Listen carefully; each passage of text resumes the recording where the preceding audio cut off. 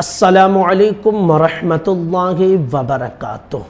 سوال یہ پوچھا گیا کہ جنابت کی حالت میں پسینہ آیا تو کیا کپڑا ناپاک ہو جاتا ہے اور اس کپڑے کو پہن کر نماز پڑھ سکتے ہیں یا نہیں؟ بہت اچھا سوال ہے اور اس مسئلے کو جاننا بہت ضروری ہے۔ بہت مرتبہ ایسا ہوتا ہے کہ شوہر بیوی ہم بستر ہوئے اور اس کے بعد میں جسم کے اندر پسینہ ہوا اور وہ بنیان وغیرہ پہنے ہوئے تھے اپنے جسم میں اور پسینہ بنیان میں لگ گیا، یا پھر احتلام ہوا، بنیان آپ پہنے ہوئے تھے، آپ سو رہے تھے، پسینہ ہوا، بنیان میں لگ گیا، تو کیا اب وہ بنیان بھی ناپاک ہے؟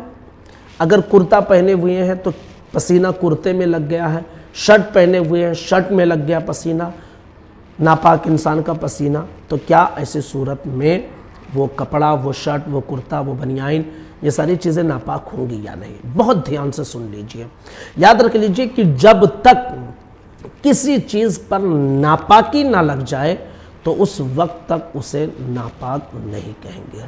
انسان کا پسینہ ناپاک نہیں ہوتا ہے، اگرچہ انسان خود ناپاک ہو لیکن اس کا پسینہ ناپاک نہیں ہوتا ہے۔ تو اب یہ بات واضح طور پر سمجھ میں آ گئی کہ اگر پسینہ نکلا ہے تو چاہے بنیان میں لگے، شرٹ میں لگے، کرتے میں لگے، پسینہ لگنے سے کوئی انسان یا کوئی کپڑا ناپاک نہیں ہوتا ہے، بلکہ نجاست لگنے سے کوئی چیز ناپاک ہوتی ہے۔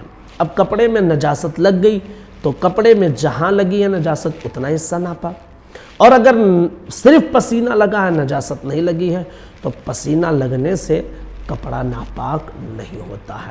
تو اب ظاہر سی بات ہے کہ جب وہ کپڑا ناپاک نہیں ہوا ہے، اگرچہ اس میں ناپاک انسان کا پسینہ لگ گیا ہے، وہ ناپاک نہیں ہے، تو اب جب وہ پاک ہے تو اسے پہن کر آپ اگر نماز پڑھیں گے تو نماز میں کوئی کراہت نہیں آئے گی، نماز آپ کی ہو جائے گی، کوئی گناہ نہیں ملے گا۔ قرآن پڑھنا چاہتے ہیں تو اس کپڑے کو پہن کر آپ پڑھ سکتے ہیں، کوئی حرج نہیں ہے۔ السلام علیکم ورحمۃ اللہ وبرکاتہ۔